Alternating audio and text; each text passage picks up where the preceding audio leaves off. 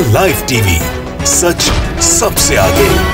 नमस्कार, the live TV देख रहे हैं आप। मैं हूं हर्षिता सिंह आपके साथ। देश में नियम कानून ये सब बस गरीब और असहायों के लिए लागू होते हैं। सत्ताधारी बीजेपी के लिए कोई भी और किसी भी तरह के कोई भी नियम कानून लागू नहीं होते हैं, ना बनते हैं। ये हर कानून से ऊपर है और इनके लिए कहीं कोई कोरोना और कोई लॉकडाउन जैसे प्रावधान नहीं है। तभी ये नियमों की धज्जियां उड़ाते दिखाई देते हैं और जमकर कोरोना फैलाते हुए दिखाई दे रहे हैं। ये देखिए, ये तस्वीर उत्तर प्रदेश से आई है, जहां योगी जी ने लॉकडाउन लगा रखा है पूरे राज्य में। वहां बीजेपी सांसद के बेटे की शादी हो रही है, वो भी पूरे धूमधाम से, भीड़ भाड़ के साथ, और सभी कोरोना नियमों को ताक पर रखते हुए नजर आ रहे हैं। और इस तस्वीर को ट्विटर पर शेयर करते हुए पूर्व आईपीएस अमिताभ ठाकुर ने ये लिखा है कि अयोध्या के बीजेपी एमपी लल्लू सिंह के बेटे की शादी और पूर्व विधायक मनोज सिंह की बेटी की शादी, दोनों की ही जो शादी है, ये समारोह चंदौली एसपी के बंगले से 25 किलोमीटर दूर स्थित एक जो वाटिका है वहां हो रही है। इसमें उपस्थित लोग कोविड के नियमों को तोड़ते हुए नजर आ रहे हैं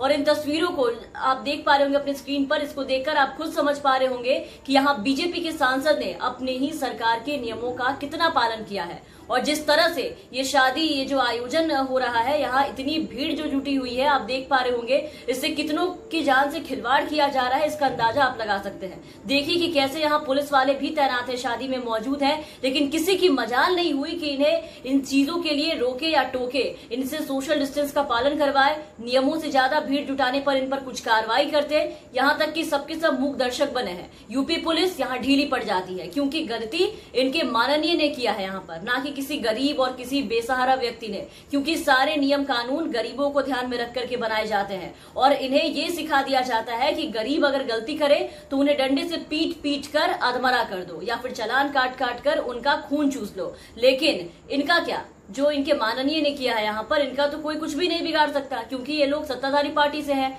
पूरे राज्य में इनका राज है, जो मर्जी आए करेंगे, जहां चाहे नियम तोड़ेंगे। नियम कानून भी यही बनाते हैं और उसे तोड़ते भी यही हैं, क्योंकि इन पे कोई कार्रवाई करने वाला पूरे प्रदेश में है ही नहीं और कोई कार्रवाई कर दे ये सवाल पैदा ही नहीं होता। यही हाल यूपी के पहले बिहार में भी देखने को मिली थी। अभी कुछ दिन पहले की ही बात है, बीजेपी विधायक की बेटी की शादी कोरोना काल में हुई, वो भी पूरे शाही अंदाज में हुई थी और उस शादी में गाइडलाइंस को ठेंगा दिखाकर हजारों लोग शामिल हुए थे। जब बिहार में नीतीश कुमार ने कोरोना के बढ़ते प्रभाव को देखते हुए, उसको नजर में रखते हुए शादी विवाह के साथ साथ जितने भी आयोजन होने जा रहे थे, सब आयोजनों के लिए गाइडलाइन जारी किया था, तब ये तस्वीरें आई थी कि तब बीजेपी विधायक विद्यासागर केसरी के बेटे की शादी में हजारों लोग वहां पर इकट्ठा हुए थे, वो भी बिना मास्क के।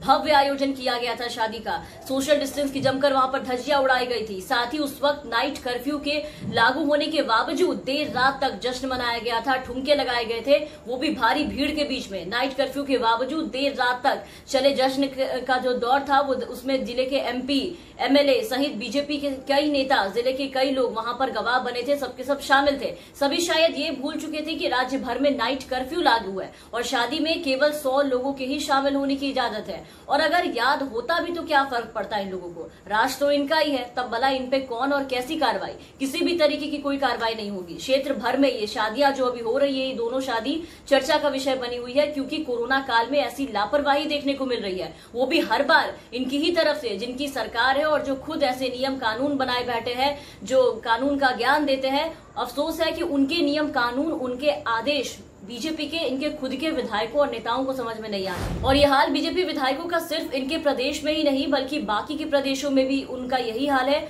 वहां भी ये लोग यही काम करते नजर आते हैं। बीजेपी के नेताओं ने महाराष्ट्र में कोरोना के जारी नियमों के बीच बीजेपी नेता के बेटे की शादी में सोशल डिस्टेंस की वहां भी जमकर धज्जियां उड़ाई थी, नियमों को ताक पर रखा गया था। वहां भी जरूरत से ज्यादा लोग जो थे वो इकट्ठा हो गए थे शादी समारोह में। और शादी में बीजेपी के कई कदावर नेताओं के साथ साथ पूर्व मुख्यमंत्री देवेंद्र फडणवीस सहित अनेक मान्यवर नेता जो थे उनके, वो भी मौजूद थे। एनसीपी नेता शरद पवार भी शामिल थे उस शादी में और वहां भी बीजेपी नेता के बेटे की शादी खूब धूमधाम से हुई थी, कोरोना नियमों और पूरे सोशल डिस्टेंस को ताक पर रखते हुए, उसकी धज्जियां उड़ाते हुए।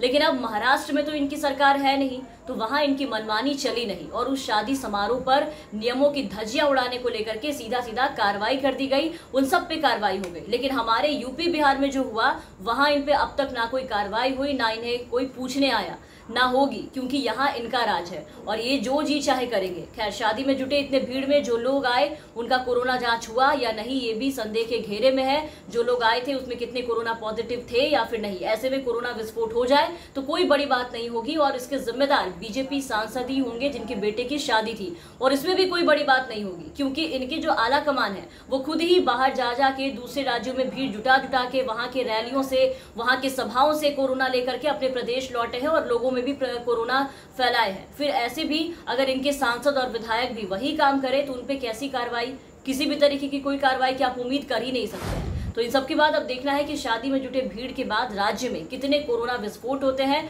और इसके बाद अभी राज्य की और क्या हालात देखने को मिलते हैं। बहरहाल, अब बने रहे हमारे चैनल के साथ। अगर आपने अब तक हमारे चैनल को सब्सक्राइब नहीं किया है तो सब्सक्राइब कर दे, साथ ही बेल आइकन दबा दे ताकि हमारी हर अपडेट्स आप तक पहुंचती रहे। और अगर आप हमारे ये वीडियो हमारे फेसबुक पेज के जरिए देख रहे होंगे तो हमारे फेसबुक पेज को फॉलो कर ले। धन्यवाद। द लाइव टीवी, सच सबसे आगे।